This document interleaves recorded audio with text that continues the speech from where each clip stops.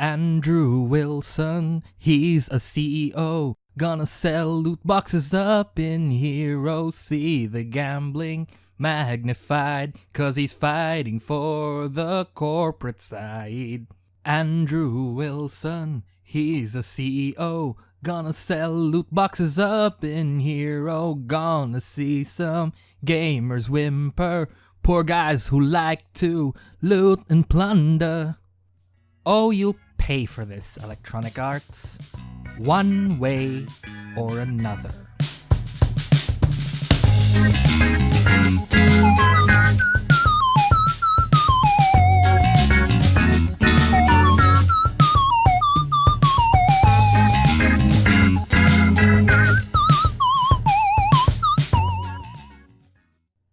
Value, fairness, choice, and fun. I was half expecting CEO Andrew Wilson to say heart next, so that EA can have its own pretentious version of Captain Lootbox. I initially wanted to compare him to the Avatar, cause EA can truly be the appalling avatar of avarice. But there's no smarmy jingle to go with it, and hence the Captain Planet reference. Anyway, the four terms came from Andrew Wilson's recent interview with GameDaily.biz, and the moment I saw that bit, I thought, my goodness, those are exactly the four things that the game industry, in general, loves to take away from us in order to earn bucket loads of money. Let's talk about how, shall we? Sad trombone! These days, buying a game means buying a base experience for $60, paying yet more for unknown content via the Season Pass, paying yet Lord knows how much more money for surprise mechanics, and even then there's no guarantee you'll get everything. As the prices go up, value seems to just sink into the void. That $60 game you bought could very well be a buggy broken mess that really doesn't deserve that price tag. If you unfortunately do buy early, in the hopes that it'll get fixed, watch that price tag drop down weeks later to make you feel like a dunce as you realize there was even less value in your monetary investment. Oh, but the value proposition is an utter farce even before that.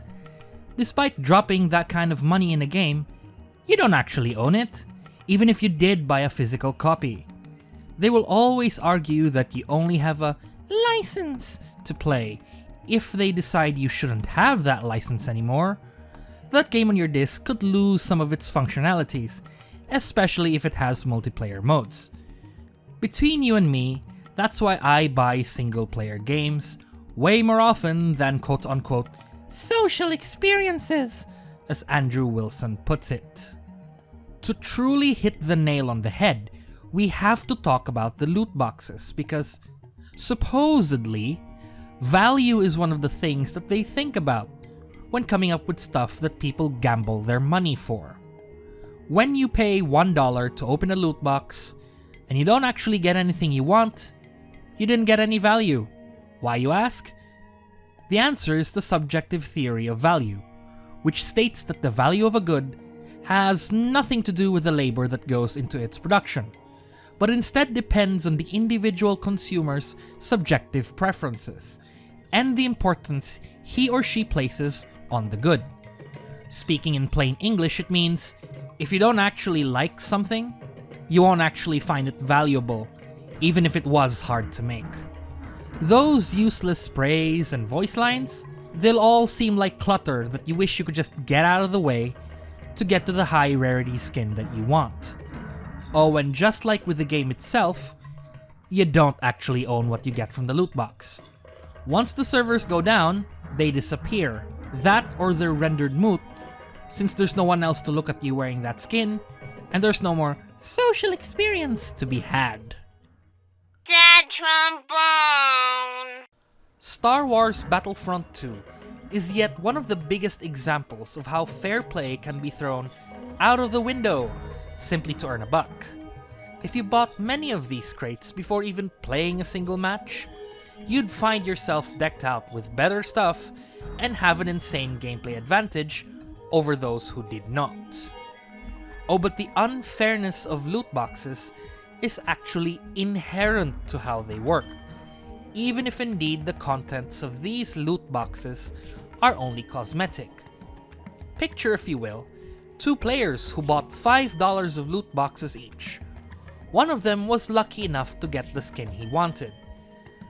The other was stuck with the sprays and the voice lines that he never really asked for or wanted.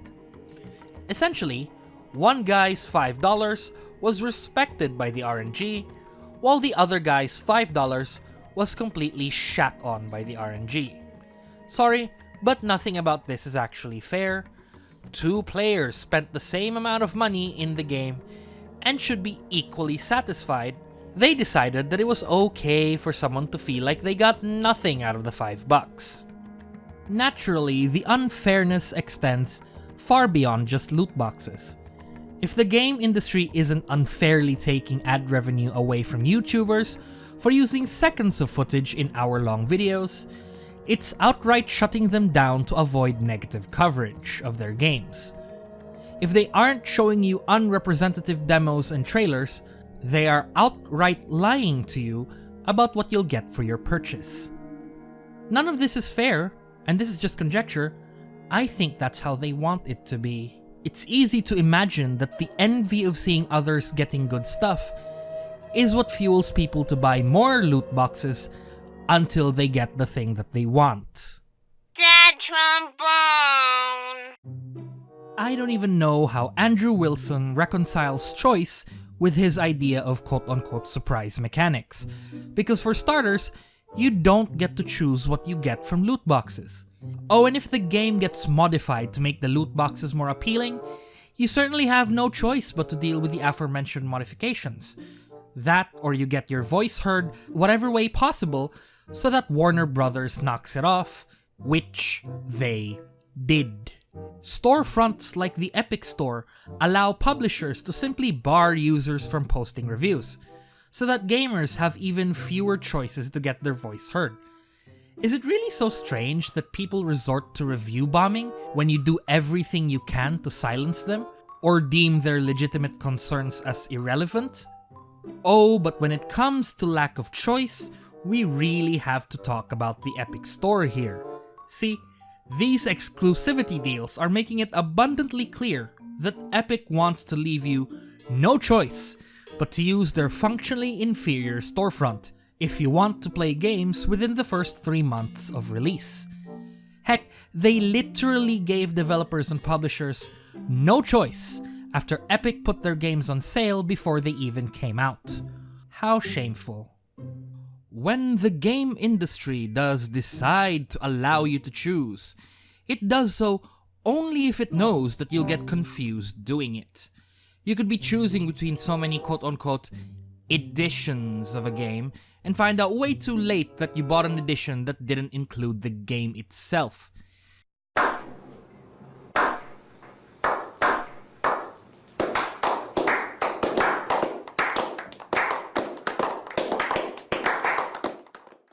Dad trombone.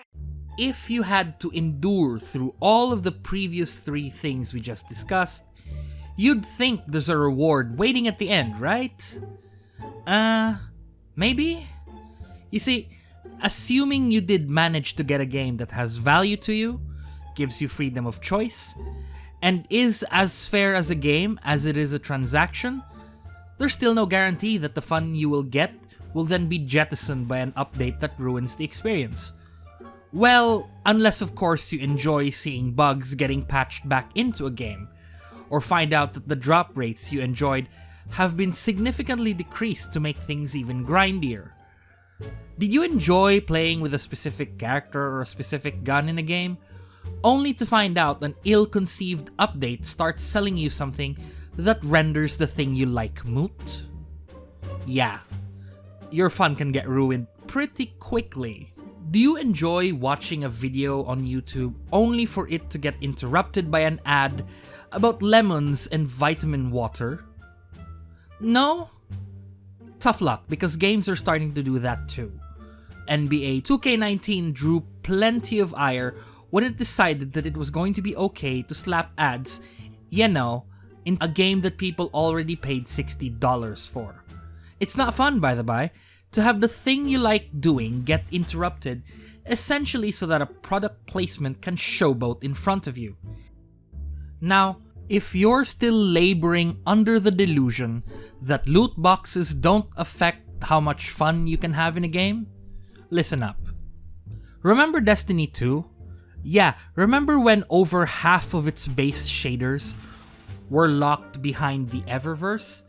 Yeah, people were naturally not happy about that because, as it turns out, part of the fun is to customize your character's look.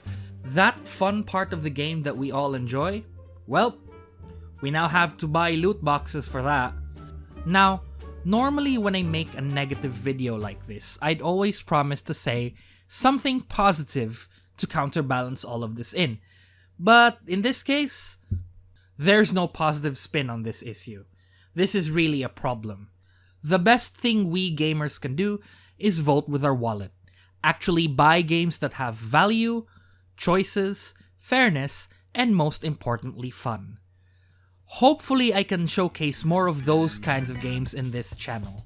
Until then, thank you for watching, subscribe to this channel if you like the content, and look forward to the next episode.